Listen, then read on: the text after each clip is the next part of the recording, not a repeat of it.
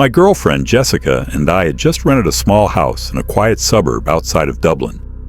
It had a medium-sized backyard and sat on a very still street. On one side, we bordered a small patch of woods near a water reservoir, and on the other, we had friendly elderly neighbors, Patrick and his wife. For privacy, at least from the front, it was perfect. But the back was different. Our backyard shared a fence with a large looming house, and the only people who could really see into our yard were the ones who lived there. That alone wouldn't have bothered us if the people inside hadn't been so unsettling. It was early November. Jessica and I were busy raking leaves trying to keep up with the season. And that's when I noticed it. Every time we were outside, a man and a woman, both middle-aged, stood at an upstairs window of that big house, just staring at us, their expressions blank, their eyes fixed. I pretended not to notice, but inside, I hated it. Days passed, and Jessica grew nervous being out there. One foggy afternoon, I looked up from the rake and saw them again, watching. I forced myself to wave. I smiled. Nothing. They didn't move, didn't even blink. Their eyes stayed locked on me. I tried to ignore it, but the longer it went on, the more it got under my skin. Finally, Jessica said, "We should go introduce ourselves." So we walked around the block to their front door. It was cracked open, just enough. A young man peeked out, showing only half his face. He looked nothing like the couple we'd seen upstairs. The house inside was dark, silent. The man barely spoke, shutting himself off. When I asked if he lived there with his parents, he said no. I mentioned the man and woman at the upstairs window, and he just shook his head. "I don't know who you're talking about." We left quickly. I couldn't shake how he kept peeking through the gap in the door, following us with his eyes, watching until we turned the corner. It was far more unsettling than we'd imagined. Back home, I went upstairs. Our window looked directly at theirs. And sure enough, there they were, the couple, standing motionless at the glass. Their gaze felt so sharp, so heavy, that I had to close the curtains. Jessica and I agreed. We'd plant arborvitae trees in spring to block the view. But that was months away. Too late for now. A few nights later, we were jolted awake by knocking. At first, it sounded faint, but it grew louder, coming from the back windows. Jessica stayed upstairs while I crept down. The sound was sharp, insistent, rattling the glass. I froze in the dark, afraid to call out. I flicked on the backyard light, and the knocking stopped instantly. I didn't dare look outside. I went back upstairs, heart racing, and told Jessica it was over. Deep down, we both knew who was responsible. The people from that house. Weeks passed. Nothing. The windows across the fence stayed empty. But then, one night, around 3 a.m, we heard a new sound. I cracked the bedroom window open. A tow truck, an old one, idled by the fence. Its diesel engine thundered in the silence. I heard the clatter of chains, heavy and metallic. And then, nothing. The engine cut out. The truck rolled away. Moments later, screams, muffled but loud, coming from that house. A man's voice, a woman's voice, shrieking in terror so raw it carried across 2 layers of glass. And then, silence. Sudden, absolute silence. Jessica wanted to call the police. So did I. But we didn't. We just sat there, listening to nothing. After that night, the couple was gone. No more figures in the windows. No more strange noises. Their front door stayed tightly shut. We thought maybe that was the end of it. Maybe the screams had been the final chapter. But something about the silence felt worse. A few days later, while washing my car, I saw Patrick, our elderly neighbor. I asked if he knew who lived in the big house. He looked startled, hesitant. Then, almost whispering, he said, They rarely come out. But people say the house has been empty for years. I laughed nervously. That can't be true. I've seen them. I spoke to a young man at the door, and there's always a couple watching from the upstairs window. Patrick shook his head slowly. I've never seen anyone. Not once. That place has been empty since long before we moved here. Folks say it's just a ghost story. My stomach dropped. If that house was empty, then who did we see at the window? Who opened the door that night? And whose scream shattered the silence, only to vanish without a trace? We've tried to push it out of our minds, to carry on as if nothing happened. But even now, in our own home, we feel it.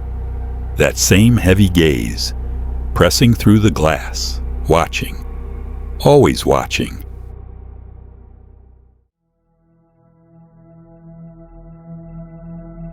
Since the fall semester started, I've been sharing an apartment in the Vinohrady district of Prague with two girls from my university, Chloe and Maya.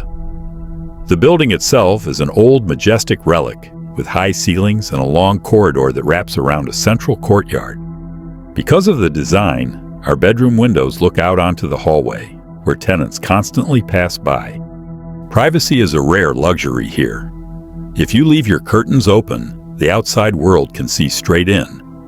But since I spend most of my time at the campus library and my roommates are easy to live with, I never let those small inconveniences bother me. Last Tuesday night, while finishing up an assignment, a strange kind of music began seeping into our apartment. It was upbeat Europop from the 80s, cheerful, almost carnival-like. Given that Prague is a city that never really sleeps, I assumed it was coming from a nearby bar, or maybe a student party across the street. I climbed into bed around 11, letting a podcast play on my phone as background noise. But just as I was drifting off, a sharp drilling sound tore through the silence. At first, I thought it was part of the podcast, some sound effect. But when I paused it, the noise continued. A drill, echoing through the wall. Annoyed but curious, I crept quietly across the apartment. The sound was loudest near my window. When I pushed it open slightly, I found the source, directly across the corridor. It was coming from the apartment opposite mine. The strange thing was, that unit had been empty since I moved in. The cheerful Europop was coming from there too. I tried to calm myself with a rational thought. Maybe the landlord had sent in contractors for emergency renovations. But doing construction at 11:15 on a Tuesday night? That didn't make sense. I tried forcing myself back to sleep, but the noise was impossible to ignore. I messaged our group chat. Chloe was out of town with family, and Maya was probably fast asleep. I was completely alone. Not long after 1 a.m., the drilling stopped, only to be replaced by a heavy rhythmic pounding. A hammer. Each strike vibrated through my chest, like it was resonating in my bones. Exhausted, I tried to endure it, but it was useless. By nearly 3 in the morning, I couldn't take it anymore. Throwing on my robe over my pajamas, I stepped out into the corridor, determined to confront whoever was making the racket. The window to that apartment was slightly open, glowing with a faint light into the otherwise dark hall.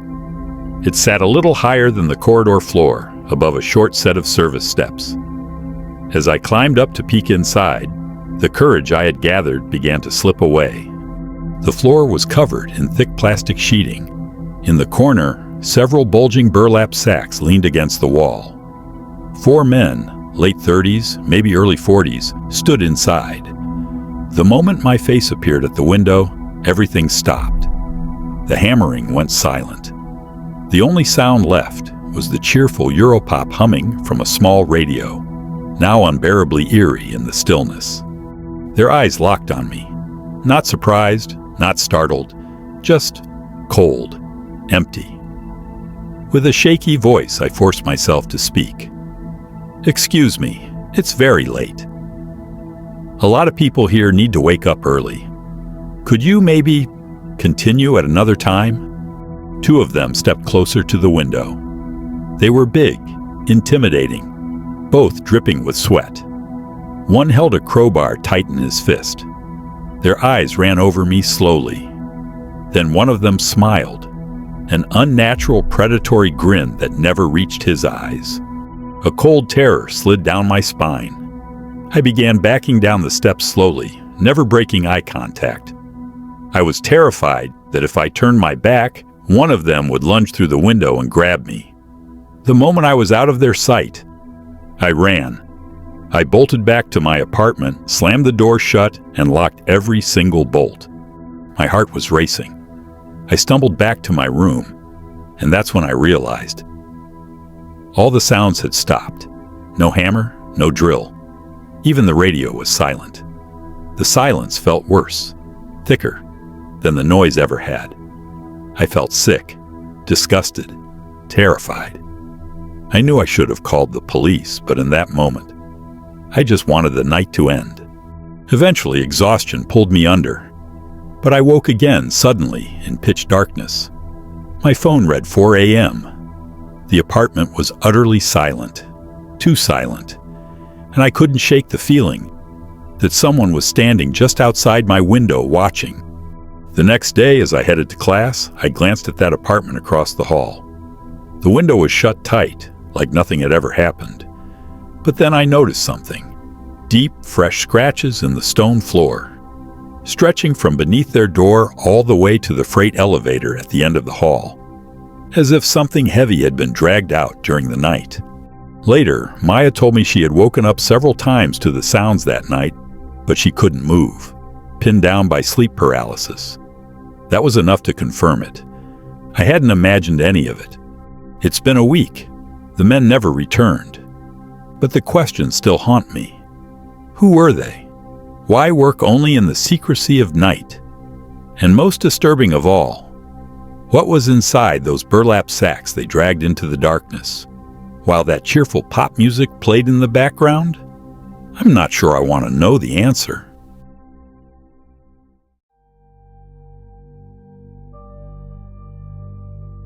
My twin boys, Leo and Ben, are 6 now. Whenever I think back to the past, my mind always returns to the house in Chesterfield, Virginia, the place we called home for 4 years. Back then, we believed we had found the perfect spot to build our family. But a series of disturbing events changed everything. The neighborhood slowly shifted.